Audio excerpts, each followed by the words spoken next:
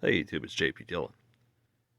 Today we're looking at something that doesn't often cross my bench anymore. Did back in the early 2000s, but not so much now. This is a 1978 Sansui QRX-9001. If you were fancy and rich enough to own one of these, you know that it was the penultimate 4-channel receiver. This played all the quadraphonic formats, top to bottom, without the use of external decoders or any sort of special fancy boxes. Rants. And no, it doesn't have the cool CRT oscilloscope. It does have nice forward dancing power meters. A very nice looking display. Although this one is missing some of its button caps, and I have the tuning knob. This was shipped to me by a viewer of the channel who did some self-service and ran into a snag. So we're going to see if we can figure out that snag and get this machine working for him. Cover is at home, so don't worry about that, but we can see that this is a fairly elaborate set. The primary points of failure usually are over here on the 4-channel board. And the 4-channel board is double-sided, and you can see all these little plate throughs, all of which he's already pinned. That's the number one thing that goes wrong with these that you have to do. So he's pinned those boards. Over here, you have your regulated power supply, which he's replaced capacitors in. This is also another point of failure. The 25-volt supply that feeds the decoder boards oftentimes can go way up and harm them. So we need to make sure that's okay. And back here is our amplifier boards. And it's hard to tell without pulling them out whether they've been worked on or not. But that 150 ohm resistor there looks fresh, so I'm going to say they have. So what we need to do is, the complaint is, it lights up, there's no sound through the speakers, although he can get sound out of the record outputs, and claims that the 4-channel processor is working because he can put a 2-channel signal in and get 4 channels out of the record output, which is exactly what you would expect, assuming everything is working. So the first thing we're going to do is turn it on, take some measurements, and find out what it's doing or not doing, and go from there. Alright, so this is kind of one of those pucker moments, because with shipping units, you really don't know what the provenance of the machine is other than what you've been told. So I always like to film these moments now so that I can't be blamed for something that's pre-existing. So we're going to flip the switch.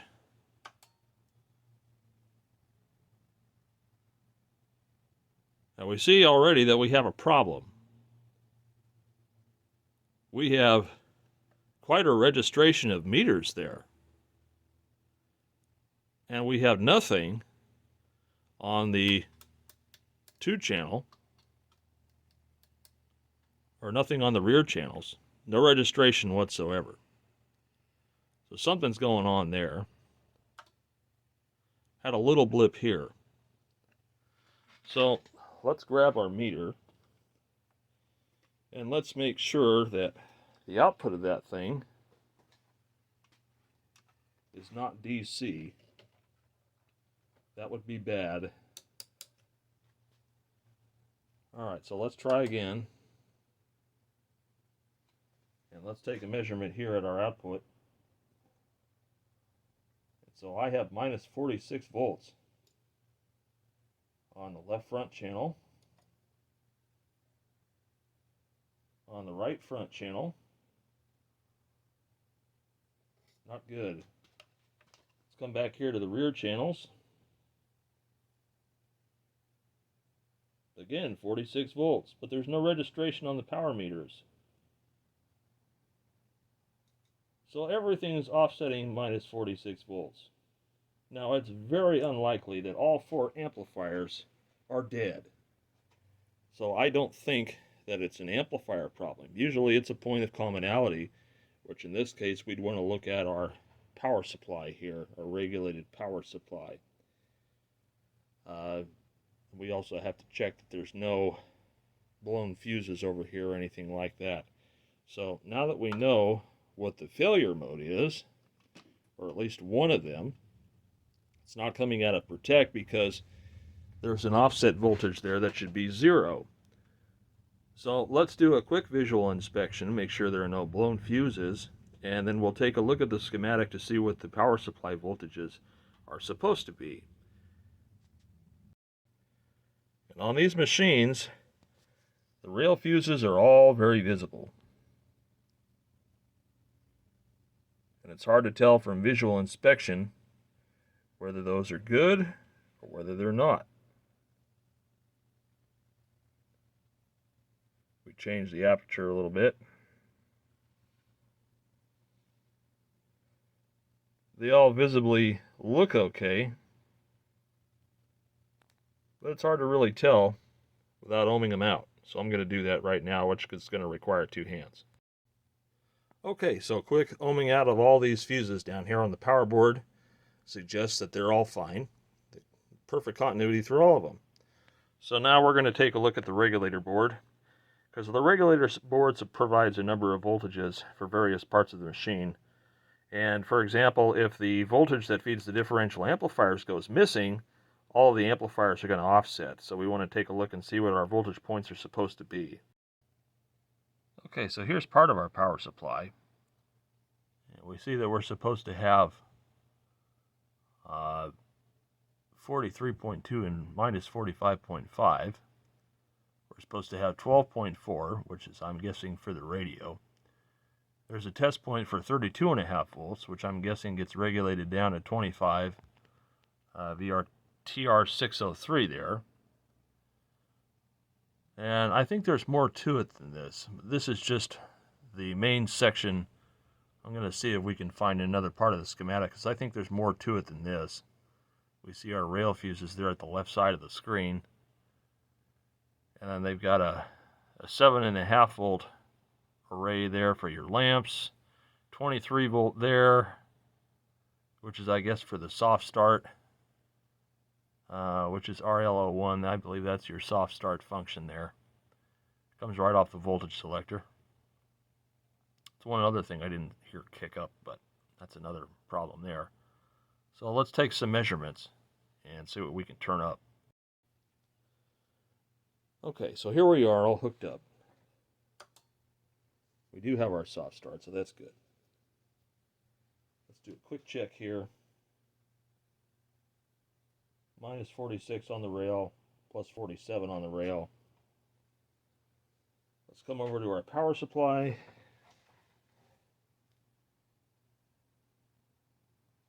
And on the collector here, let's see.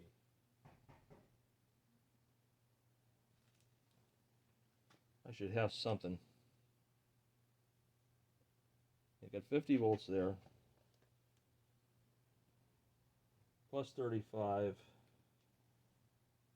So this is working. It's supposed to technically be 32 volts, so it's 3 volts high, ain't gonna hurt it. 22 volts there, 21 there. It's a little low. 16's a little high. That's for your tuner supply. That should be more like 12. Definitely see some components were replaced. We'll go over that in a little bit. But where's this plus and minus, what is it? Plus 43, minus 45. That's supposed to be a regulated thing.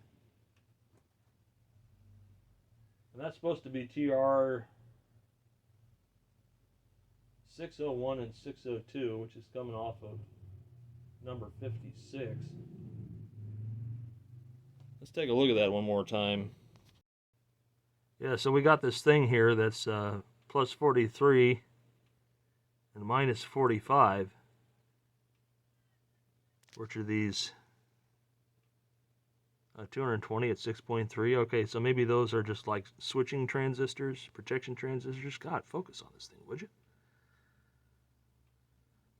All right, let's look at the audio amp section and see what the voltages are supposed to be for the diff amps, because I think we're missing a big component there. So these strange voltages here, the plus 43 is supposed to come into this side, and we've got minus 52 here. That's supposed to come in here. and that's the feeder for your diff amps. So that's probably missing, so we need to trace where that goes. That's probably a big part of it. Those points on the bellward all come back to this spot here on the 2638 board. So 602 and 603 are definitely of note. We need to take a good hard look at those. Let's pull that board up. So first thing I notice here is this ain't the whole power supply. This is 2639. So in the whole picture here, that's the board we just pulled up,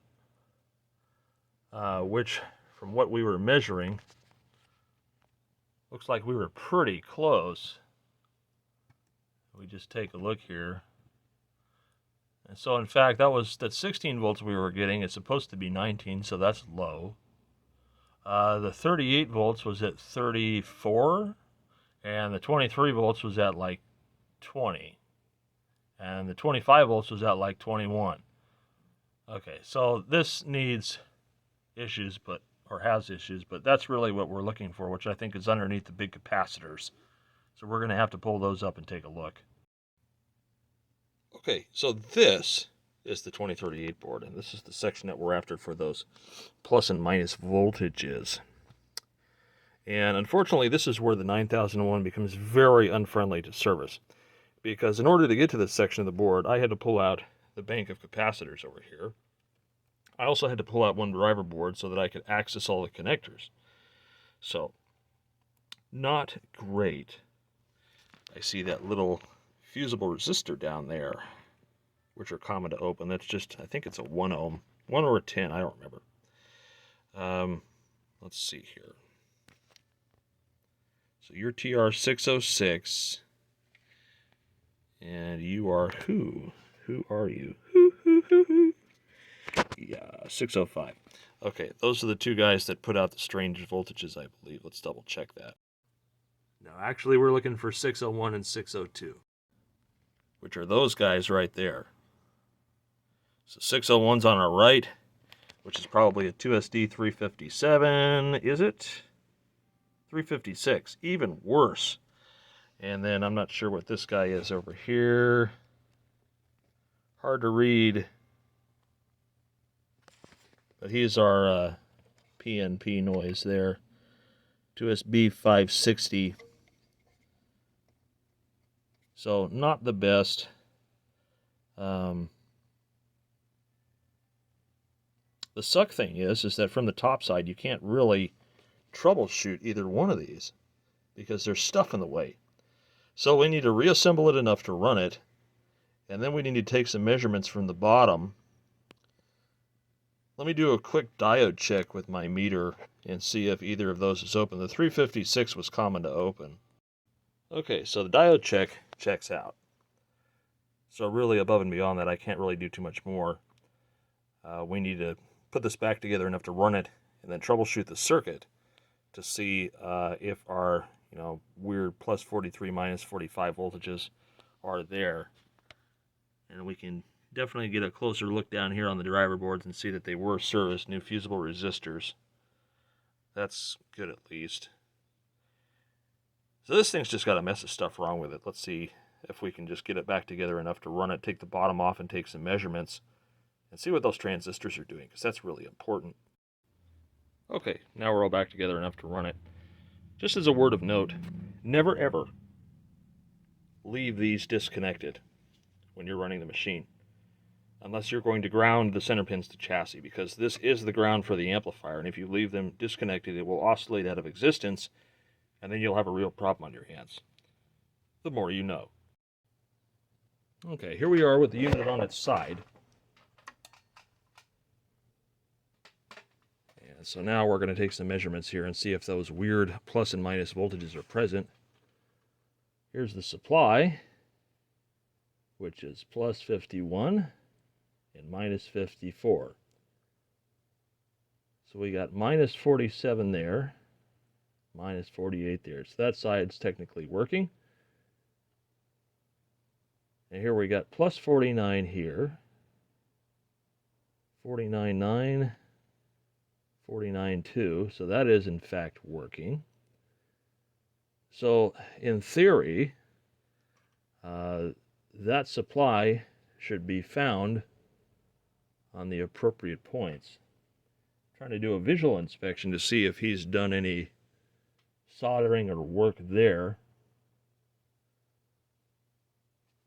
Let me spin around here. And according to the schematic on the amplifier, pins 5 and 6 are supposed to have the appropriate voltages. So pin 5 and pin 6 is our minus voltage. And then our positive voltage is supposed to be, looks like 13, 14, and 15. Let's count here. 4, 8, 12. There we go. Minus 48. Minus 46.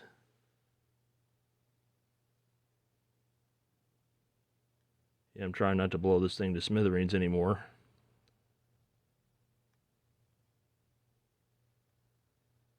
Okay.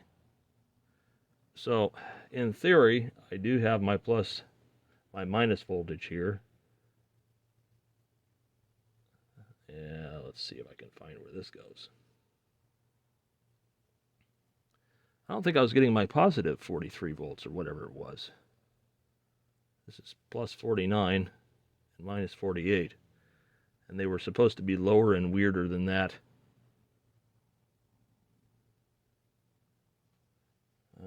This is a capacitor here. These are not easy to trace out. But I need to figure out if these are all right here. And I could be getting thrown off by offset voltages that are not correct either. This is the fun part of this.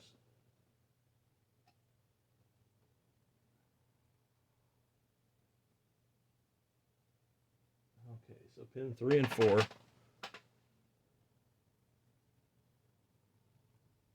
I have minus 46 volts there.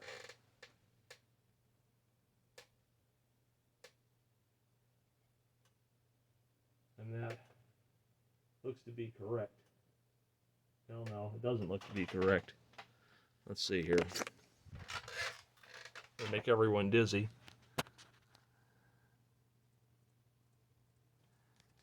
And this is all confusing as all hell.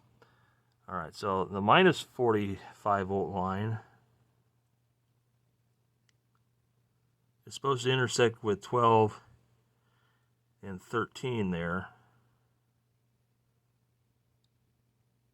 which then connects with all these non-matching things there. Anyways, 12 and 13 get the negative, and who gets the positive? 3 and 4 are supposed to get the positive there. At least that's what it would suggest. It's hard to tell at this point what they're claiming is whatever. I'm getting a negative voltage there where I shouldn't. So I don't think I'm supposed to. So this is weird. 3 and 4 are supposed to be positive. 7, 8, 9, 10, 11, 12. That's ground. 13, 14 is also negative. Okay, so our positive impact, it's not really there, is it?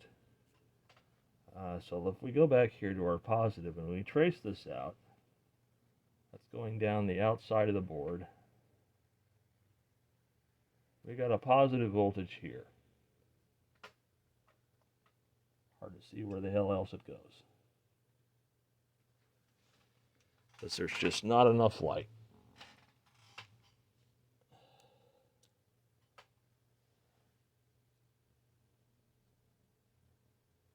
Now that seems weird. Am I following this right? this is supposed to be ground, right? And this is supposed to be a hot lead, because it's coming right off that regulator transistor there. Alright, so I got 49 volts there. Let's follow this. It's the top one right here. Got 49 volts there. This follows down to this middle point here. Okay, I got 49 volts there. I just wasn't pressing hard enough, I guess.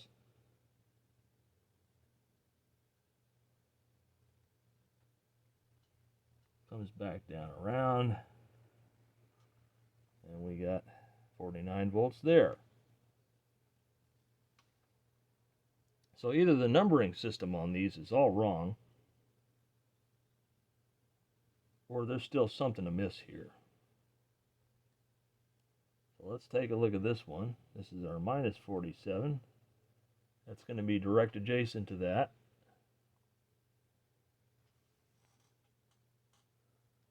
And let's see what they're doing with that here. Yep, that's getting there, and then that goes down this route here.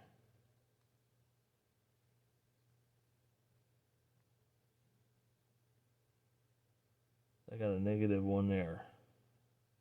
That doesn't go anywhere. That's separated by a capacitor.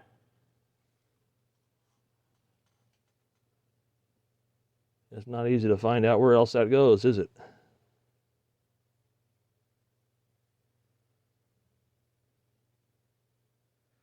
All right. Let's take the load off. Let's take the amplifier cards out.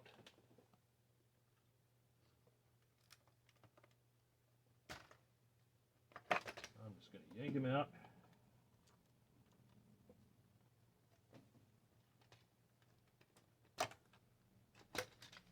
Now let's see what we do.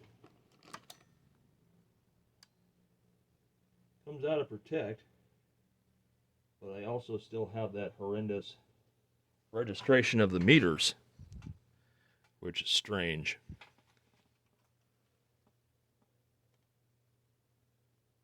And I still got my, look at that, unloaded 55 negative, 55, 65. So it really needs to have a load on it to get proper regulation. But we still have our, even though it comes out of protect, our meters are still doing funny stuff. Let's see here. Yeah, no more offset voltage. So let's see if with that out of the picture we get a more accurate representation as to what it's supposed to be. We come over here to pin 4. There's 1, 2, 3, and 4. So 4 is without. 5, 6, 7, 8, 9. 9 and 10 are our negative.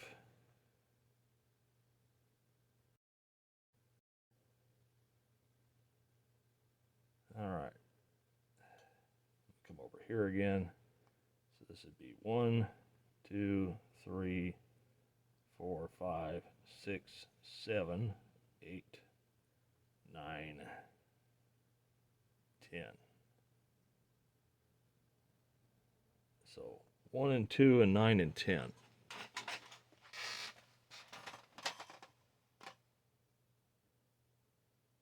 Bear with me a moment. I'm just looking at some stuff here.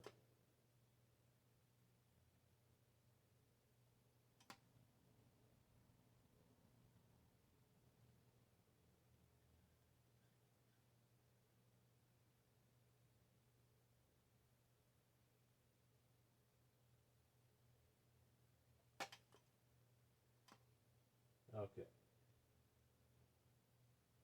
So it kind of looks like our power supply is doing what it's supposed to. I do have the appropriate voltages. It's just the schematics drawn poorly. So pins 1 and 2 are supposed to have positive, and 9 and 10 are supposed to have negative, and that seems to be how it is all around. So in theory, assuming our output transistors are okay, which I think they are, this part of the machine has been cleared. But what's interesting, though, if we come and we spin the machine around, even with no signal applied, we still have meter registration. Let's go over to FM here. Oh, maybe that was my Dolby thing there. Yeah, I think that was Dolby Cal. All right. Well, that answers that question.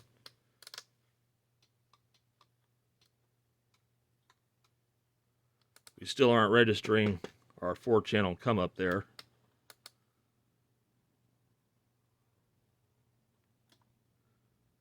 But now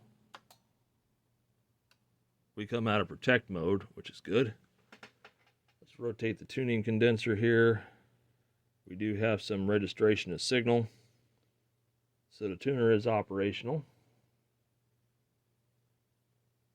So this is entirely an amplifier issue, it looks like.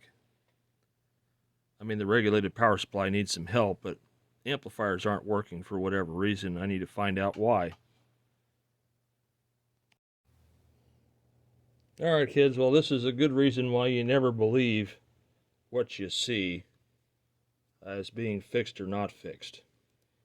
It's taken down the driver boards. Although these resistors have been replaced, first thing I notice is this 180 degree or 180 ohm is a meg, and this one over here is 1.2 megs. So these fusible resistors, these are all quarter-watt things. That one's just flat out open. Why did they go open? These are newer resistors. They've been replaced. Let's see if the other one is to blame here. That one's flat out open too. So do we have a mass amplifier failure and nobody told me? But that one's straight up open. That one's really high. That one looks original there. Half a meg, wow. So these fusible resistors, why are they dead? Let's go over and check our driver transistors here. That's pretty crazy.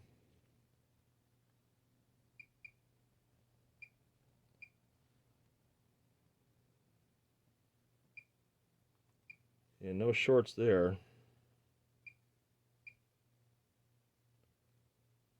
Just checking them on diode function to make sure that they're alive here, and none of them are shorted. So that's perplexing. Well, anyways, what we have to do is replace the fusible resistors and then see if the amplifier comes back online here. But it's really weird that he changed those. I'm not really in agreement with these. These are carbon resistors. They should be metal films. Why they died? Usually they die because of an amplifier failure, but there's no sign of that. Okay, so let's get to replacing them. So I've removed all of the fusible resistors here. There's just the corner ones are the 180s. There are 150s here, 150s here. We're just going to replace these. And then while we're at it, might as well do the second board just so you can kind of see where they're at. Let's see if I can center this a little better.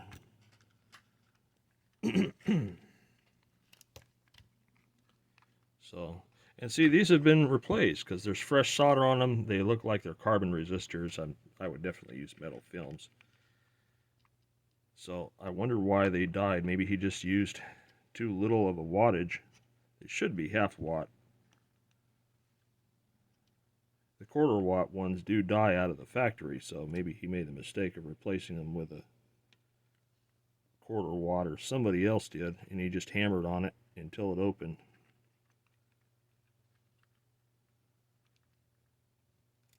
150s down here in this little grouping here. Trying to get it on camera so you guys can see where they're at.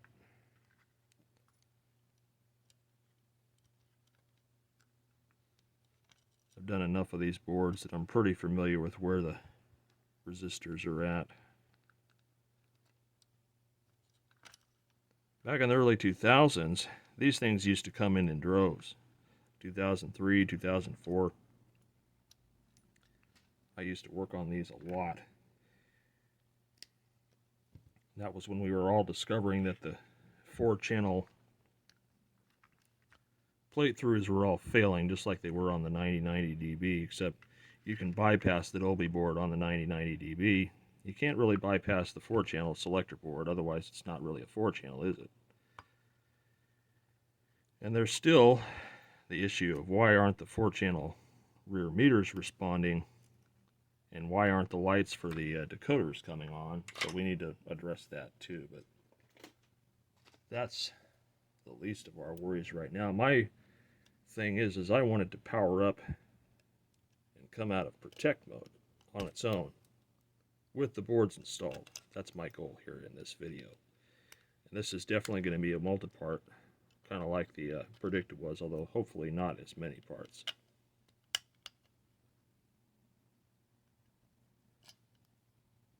Alright, so that's out.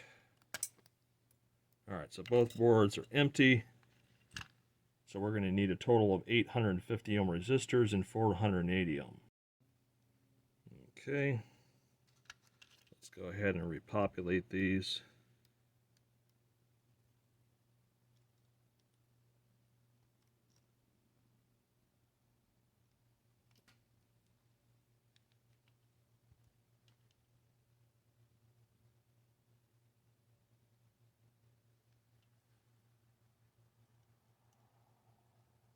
Getting to be towards open and door time, so I'm sure I'm going to start getting the phone calls pouring in, usually Friday and Monday. Yeah, let's put our 180 ohmers and the other board back here too.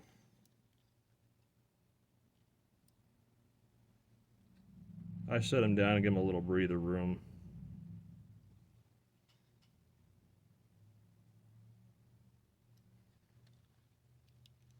Stick this guy down in here.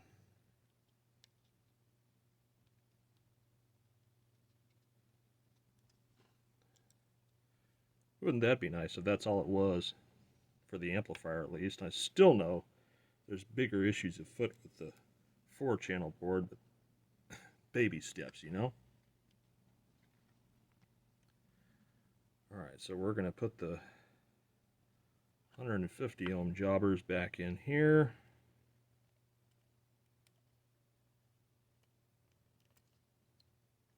Come on, work with me. What's funny is that these new precision metal films I got from Vichy are like way smaller. They look like quarter-watt devices, but they are half-watt according to the spec sheet.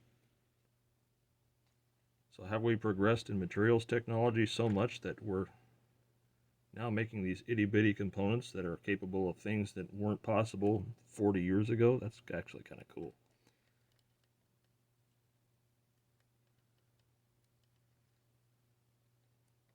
Yeah, I know. This is the monotonous part, is watching me stick all these resistors in here. And then there's the ones at the bottom. Then we'll do the other board, solder them up, pop them back in, and then see if it comes out of protect mode. And if it does, then we'll focus on the next part, which is figuring out why our 4-channel is not responsive. And that can be the non-fun part. I really hate working on the 4-channel boards on these just because they're very much inaccessible without disassembling a good chunk of the machine. Alright, so that one's prepped for solder. And let's put the last One's in here, just like we did the other one.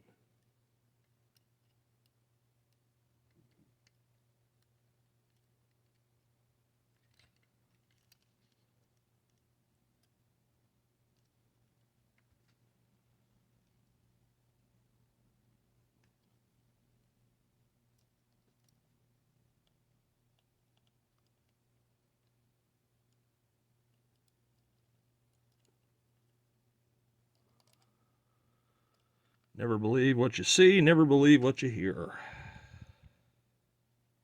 If I'd simply gone on that piece of visual information that looked like the board had been serviced, we'd be chasing our tail as to why the amplifier didn't play. And I'm pretty sure this is the reason why it's not playing.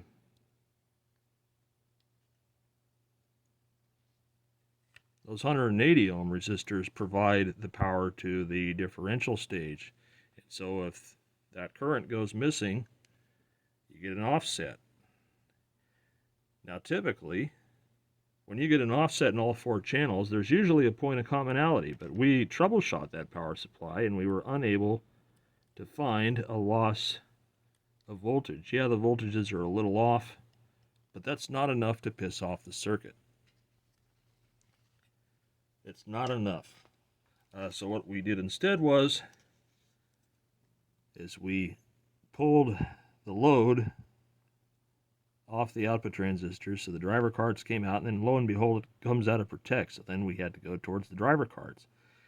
And yeah, somebody had replaced these resistors. I don't know how long ago they obviously had, but they were all way out or bad. And the fact that things weren't shorted tends to suggest that somebody either ran it really hard or these resistors were changed out so long ago that they've had an opportunity to age and fail. So hopefully, I'm just going to clip all these, do the next board and pop them back in. With any luck, that will fix our problem. Everyone's going to look at the back of my hand there, sorry about that, with the thing not coming out of Protect mode. That's board number 1. Go ahead and do board number 2.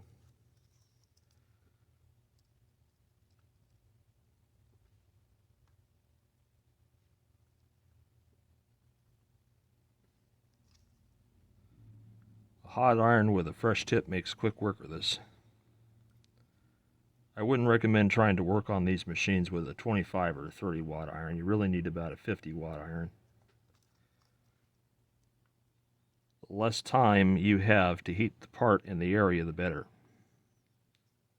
Because the board, the traces, the parts will all act as heat sinks. So if the amount of thermal energy you can transfer to the work area is faster than, or is greater than the amount of heat sinking provided by the board and the components, there's a very good chance the solder will be quick, will take hold, and then you won't have to worry about cooking whatever's on the board that you're trying to solder to. And yes, I do see that little thing there that needs to go away. There we go. Okie dokie. Good. Alright, so that's both boards. Oh, I missed a lead here. Alright, 2 circuit boards. Let's pop them back in and see if we come out of Protect. Alright, so now we're going to find out if the amplifier smokes, because there really was something wrong, or whether it comes out of Protect. At which point we can move on to the next thing.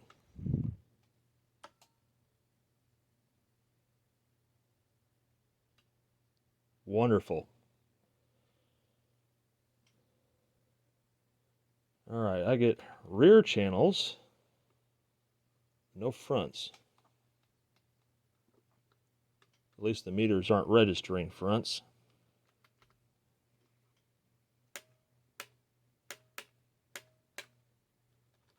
A lot of weird stuff going on here. But at least we're registering our rear meters.